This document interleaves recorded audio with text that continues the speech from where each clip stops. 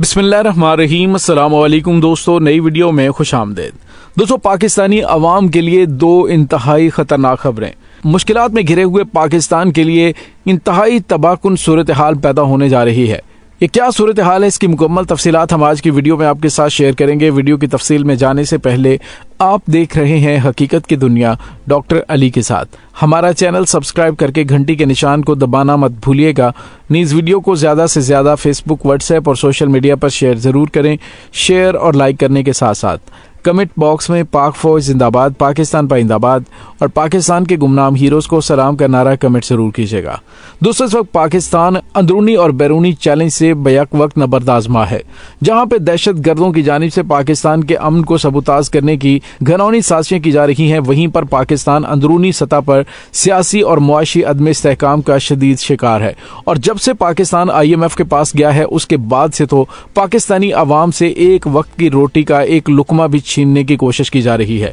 एक तरफ तो IMF की जानिब से पाकिस्तानी सियासतदानों की अय्याशियों पर पाबंदी नहीं लगाई जा रही, लेकिन पाकिस्तानी अवाम का खून निचोड़ कर IMF को पिलाने के लिए कहा जा रहा है। यह दोस्तों पाकिस्तानी तारीख का सबसे खराब तरीन वक्त आने वाला है। इस वक्त मुल्क की मईशत ने खतरे की घंटियां बजा दी हैं।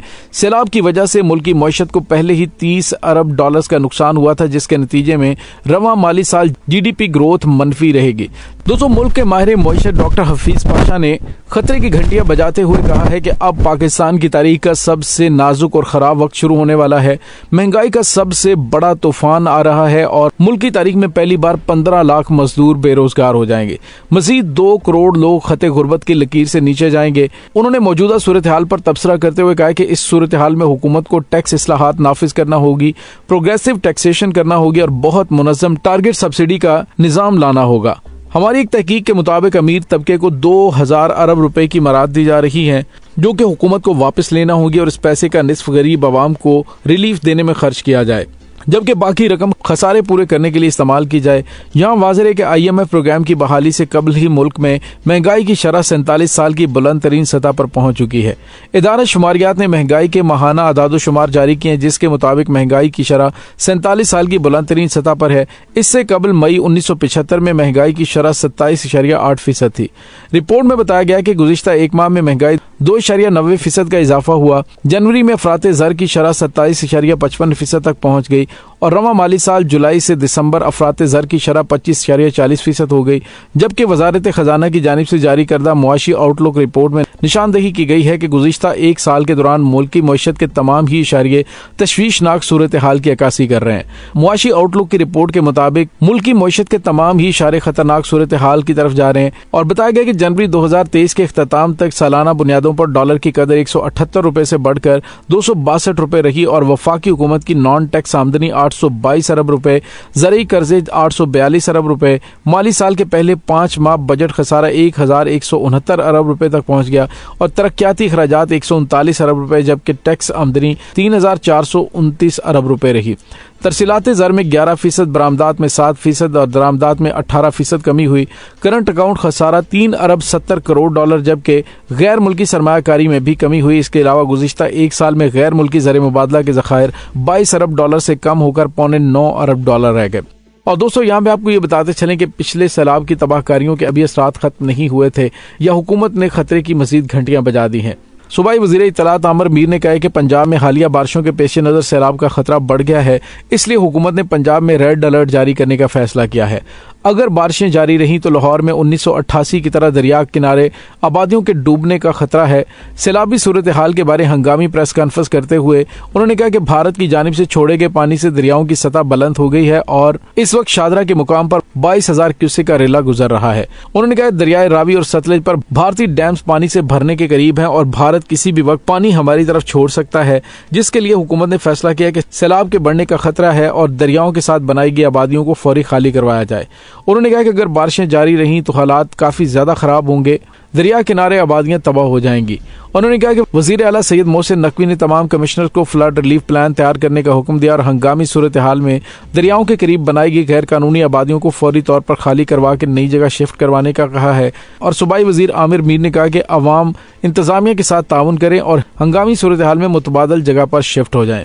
دوستو دوسری جانب آپ کو یہ بھی بتاتے چلیں کہ محکمہ موسمیات نے بھی آئندہ چند دنوں میں مزید تباہ کن بارشوں کی پیش گوئی کی ہے، جبکہ دوسری جانب وفاقی حکومت اپنے اقتدار کے جوڑ توڑ کے نشے میں گم ہے۔ اب اسحاق ڈار جن کا نام آئندہ آنے والی حکومت میں نگران وزیر اعظم کے طور پہ سامنے آ رہا ہے، انہوں نے کہ تمام کا تمام ملبہ اور IMF کے ساتھ کی جانے والی یہ سخت ڈیل کا ذمہ دار شوکت ترین کو قرار دیا ہے۔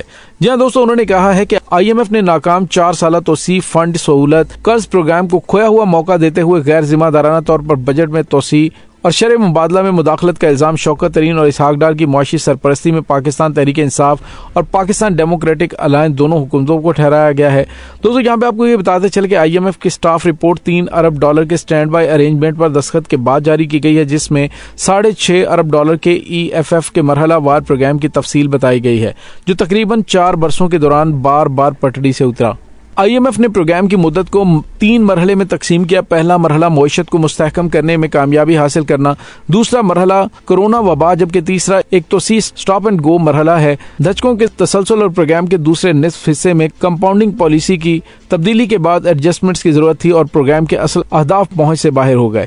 جولائی 2019 کے بعد حکام کی فیصلہ کن پالیسی پر عمل درآمد نے پاکستان کے بڑے معاشی عدم توازن کو ختم کرنا شروع کر دیا، جس سے دسمبر 2019 میں پہلے جائزے کی کامیابی سے تکمیل ہوئی اور بیرونی ایڈجسٹمنٹ تیزی سے آگے بڑھی۔ مارکیٹ کی طرف سے طے شدہ شرح تبادلہ میں منتقلی ایک منظم طریقے سے آگے بڑھی اور مالیاتی کارکردگی مسلسل مضبوط ہوتی گئی۔ EFF کے ابتدائی مرحلے میں بنائے گئے بفرز $1 ارب 40 کروڑ کے ریپڈ فنڈز انسٹرومنٹس کے تحت فوری مدد، ڈیٹ سروسنگ، معطلی اقدام اور دیگر شراکت داروں کی جانب سے پاکستان کو کورونا وبا کے شدید دھچکوں سے نمٹنے میں مدد ملی اور حکام کی پالیسیاں معیشت کو سہارا دینے میں اہم ثابت ہوئیں۔ جبکہ IMF کی رپورٹ میں تحریک انصاف کے دور حکومت میں پاکستانی معیشت کو صحیح معنوں میں آگے بڑھنے کے حوالے سے نشاندہی کی گئی۔ IMF نے کہا ہے کہ سیاسی اتار چڑھاؤ اور آنے والی نئی حکومت نے جون 2022 میں EFF کو دوبارہ ٹریک پر لانے کا فیصلہ کرنے سے پہلے مہینوں تک سبسڈی کو برقرار رکھا۔ ان اقدامات میں مالی سال 2023 کے متفقہ بجٹ کی منظوری، پالیسی کی شرح میں نمایاں اضافہ، ایندھن پر سبسڈی کو ختم کرنا اور ایندھن پر ٹیکس اور بجلی کے نرخوں میں اضافہ شامل ہے۔ یعنی انہوں نے PDM کو تنقید کا نشانہ بنایا کہ ان کی وجہ سے پاکستان کا IMF کا یہ پروگرام خراب ہوا ہے۔ میکرو اکنامک استحکام کی جانب واپس آنے کا عزم لیے حکام نے جون 2023 تک EFF کی توسیع کی درخواست بھی کی، جسے منظور کیا گیا۔ اس میں 2 طرفہ شراکت داروں کی جانب سے $4 ارب کے مالیاتی خلا کو پر کرنے کے لیے مالیاتی یقین دہانیوں کی مدد سے اگست 2022 میں 7ویں اور 8ویں مشترکہ جائزے کی تکمیل ہوئی۔ یہ وہی وقت تھا جب پاکستان تباہ کن سیلاب کی زد میں تھا اور اس موقع پر اسحاق ڈار نے وزیر خزانہ کا عہدہ سنبھالا، شرح تبادلہ کو سختی سے کنٹرول کیا اور قرضوں کی ممکنہ ری اسٹرکچرنگ کے بارے میں اعلانیہ بیانیے نے مارکیٹ میں ہلچل پیدا کر دی۔ زر مبادلہ کی مارکیٹ میں فرق، مالیاتی پالیسی کے ارد گرد پائی جانے والی غیر یقینی اور سیلاب کے بعد بحالی کے اقدامات نے 9ویں جائزے کی تکمیل کو روک دیا۔ دینی اسنا بیرونی فنانسنگ کے درمیان قرضے کی ادائیگی نے زر مبادلہ کے ذخائر کو کم ترین سطح پر پہنچا دیا اور مالی اہداف چھوٹنے لگے۔ دوستو دوسرے لفظوں میں جو PDM کی جانب سے سارے کا سارا ملبہ پاکستان تحریک انصاف پر گرایا جا رہا ہے، IMF نے اس کی نفی کی ہے اور اسحاق ڈار کو اس کا ذمہ دار قرار دیا ہے۔ تو دوستو اس تمام صورتحال کے بعد پاکستان کی آنے والے دنوں میں نہ صرف معیشت کو نقصان پہنچے گا بلکہ سیلاب کی تباہ کاریوں کی وجہ سے مزید نقصان پہنچ سکتا ہے۔ اس تمام صورتحال کے بارے میں آپ کا کیا کہنا ہے؟ کمنٹ سیکشن میں اپنے خیالات کا اظہار ضرور کیجیے گا۔ انشاءاللہ بہت جلد ملتے ہیں ایک نئی ویڈیو میں، تب تک کے لیے اپنا بہت سارا خیال رکھیے گا۔ پاک فوج زندہ باد، پاکستان پائندہ باد، پاکستان کے گمنام ہیروز کو سلام، اللہ وارث۔